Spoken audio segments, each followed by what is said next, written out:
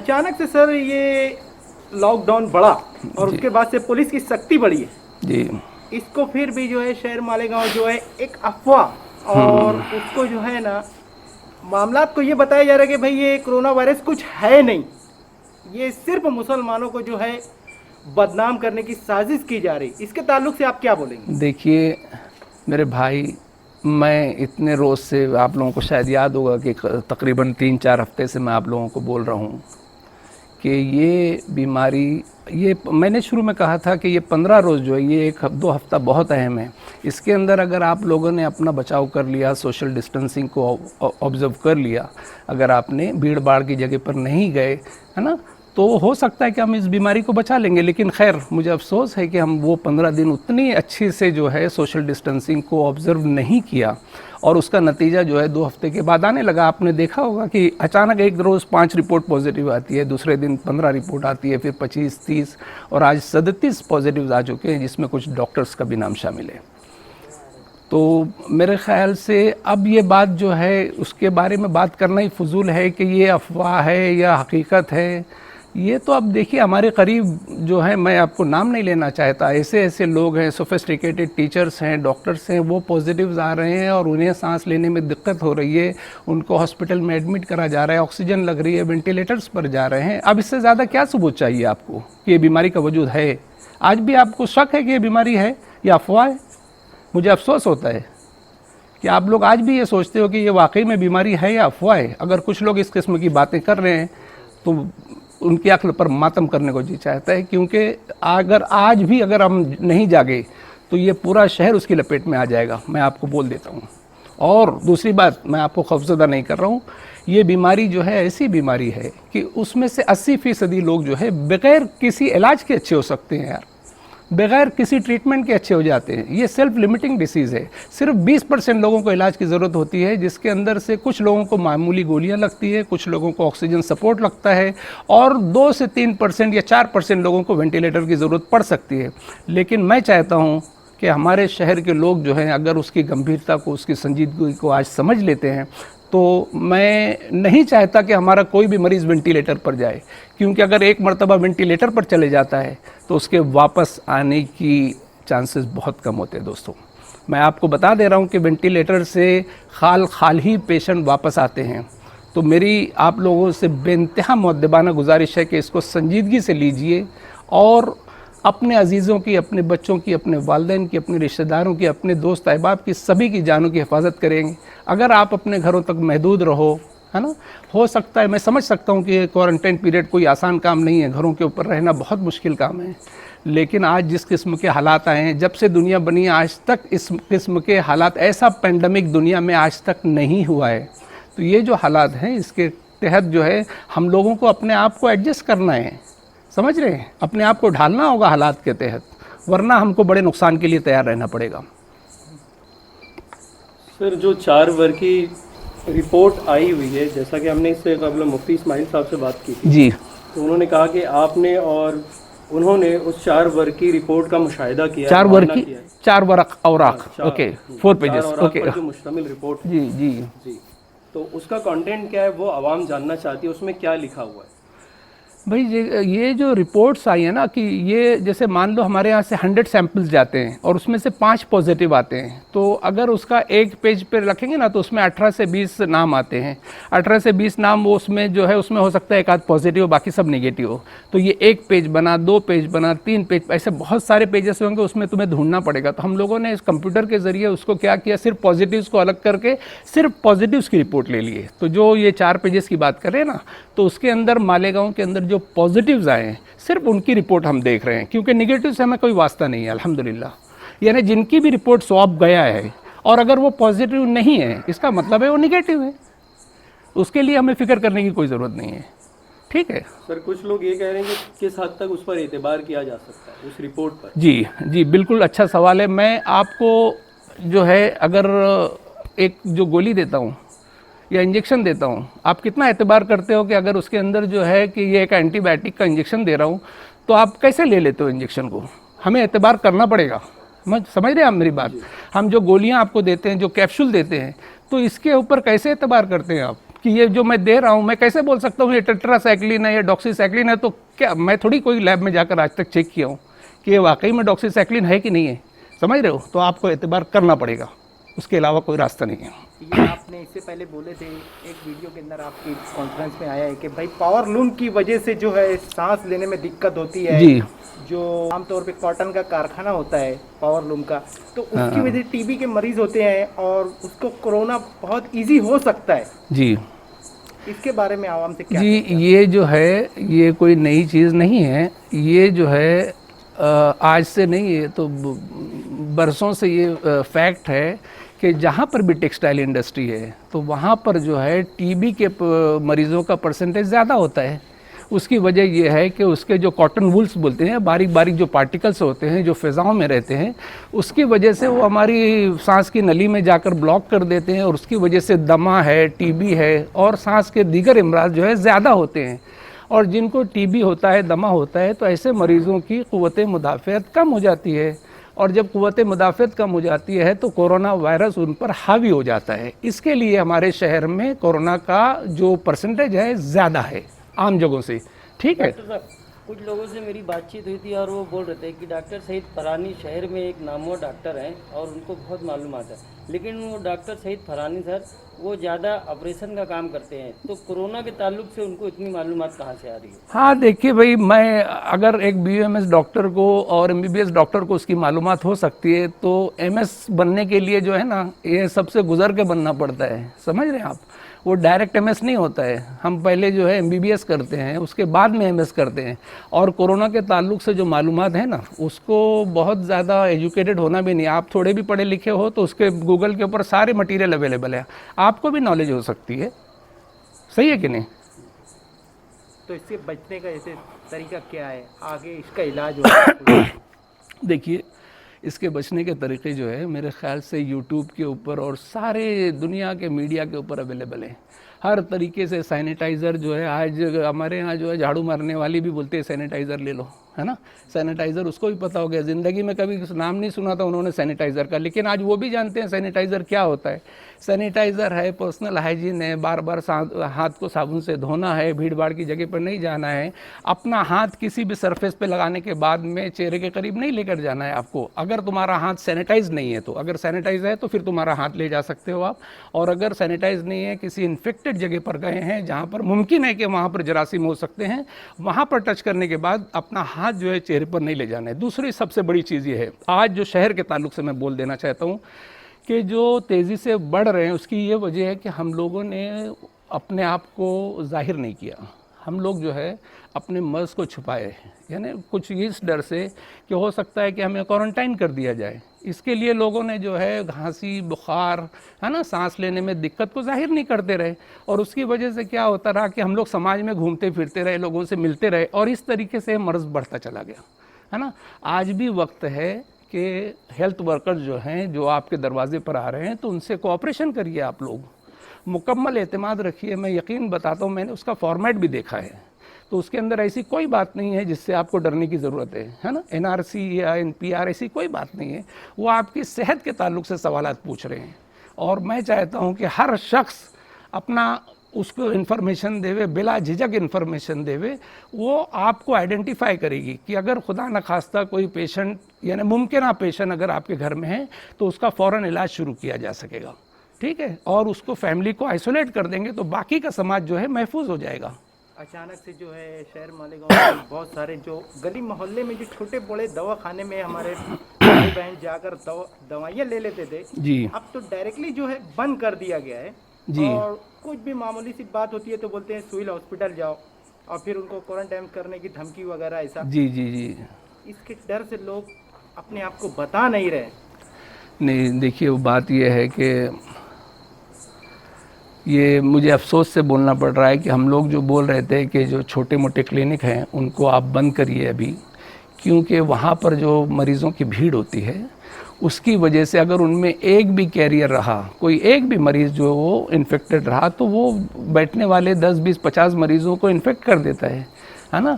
तो दवाखाना जो हमने इस नीयत से खोला था कि लोगों की खिदमत करेंगे, लेकिन हम जो है उस मर्ज़ को फैलाने का सोर्स बन रहे हैं। मैं समझ सकता हूँ कि आज जो है बड़ी तकलीफ़ होती है कि घरों में बीमार पड़ता है तो जाएं कहाँ, ये सवाल है। तो उसके लिए देखिए ये अचानक उफ्ताद पड़ी है ना, तो हम लोग भी जो है इंतज़ामिया भी, पुलिस भी, समाजी सोशल वर्कर्स भी, सियासतदान भी, डॉक्टर्स भी, सारे लोग लगे हुए हैं उसका हल निकालने के लिए।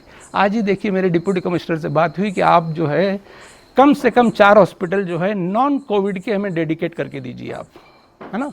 मैंने उनको रिक्वेस्ट की कि आप यानी उसका सर्कुलर निकालिए कि ये नॉन कोविड, यहाँ पर जो है कोरोना से ताल्लुक़ नहीं रखने वाले मरीज़ों को देखा जाएगा। उनमें नूर हॉस्पिटल, अल अज़ीज़ हॉस्पिटल, शिफा रसवात वगैरह के नाम हैं। और पूरे शहर में इस तरीके से हम लोग जो है ना कुछ नॉन कोविड हॉस्पिटल का निर्माण करने की कोशिश कर रहे हैं, है ना। और इंतज़ामिया भी, लेकिन मसला ये है ना कि इतनी तरफ से मसाइल आ रहे हैं कि ये मसला हल करो तो दूसरा उठ जाता है, इसको हल करो तो तीसरा उठ जाता है, सारी तरफ से मुश्किलात आ रही है। तो हम लोग भी कोशिश कर रहे हैं। तो आवाम का काम है कि ऐसे वक्त में इंतज़ामिया का साथ देवे, है ना। और साथ किस तरीके से देंगे, आप पहली बात तो अपने आप को घरों में रखिए। और कोई मसला है तो एक शख्स बाहर आए। बहुत सारे देखिए डॉक्टर्स ने हेल्पलाइन दी है, नंबर्स दिए, आप उन पर कॉन्टैक्ट करिए। अगर उनके ऊपर सेटिस्फाई नहीं होता है तो कुछ कंसल्टेंट्स भी हैं, मैं चाहता हूं कि आप कंसल्टेंट से बात करें, और जब भी अस्पताल खुल जाएगा तो आप वहां पर अपने मरीजों का इलाज करवा सकेंगे। सर, अवाम की जानिब से कुछ अशकालात हैं, सवालात ये उठाए जा रहे हैं कि गुज़श्ता जो 2 अमवात हुई हैं तो उनका ताल्लुक़ कोरोना से नहीं था। वो लोग अपनी अपनी बीमारियों में कई अरसा दराज से मुब्तला थे और उसी बीमारी में उनका इंतकाल हुआ है, तो उसको कोरोना से जोड़ा जा रहा है। क्या ये बात सही है? देखिए अल्टीमेटली अगर आपको टीबी का मर्ज़ है मान लो, है ना, तो जब आपका इंतकाल होता है ना तो जो कॉज ऑफ डेथ दिया जाता है वो रहता है कार्डियो रेस्पिरेटरी अरेस्ट, यानी अटैक से मर गया, है ना। लेकिन आपको अंदर डायबिटीज़ हो सकता है, ब्लड प्रेशर हो सकता है, लेकिन कॉज ऑफ डेथ जो है वो कार्डियक अरेस्ट बताया जाता है, अटैक आ गया, है ना। तो वैसे ही हो सकता है कि उनकी मौत नेचुरल हुई हो, लेकिन हो सकता है कोरोना की वजह से नहीं मरे हों। लेकिन वो जो हैं अगर कोरोना पॉजिटिव थे तो हो सकता है उन्होंने दूसरों को भी लगा दिया हो। यानी आप ये कहना चाहते हैं कि कोरोना से मौत नहीं हो सकती है? लोग यही कह रहे हैं सर। नहीं, बिल्कुल गलत बात है। कोरोना से मौत हो सकती है और हमने कोरोना से मौत देखी है। Because they were suffering from a long time. Yes yes, that is why this questions are. नहीं, अभी देखिए टीबी का मरीज जो है 8 महीने से दवा ले रहा था, टीबी की दवा ले रहा था, और आज वो इंतकाल कर जाता तो आप सोचोगे टीबी से मरा है, तो यकीनन टीबी से मरा है।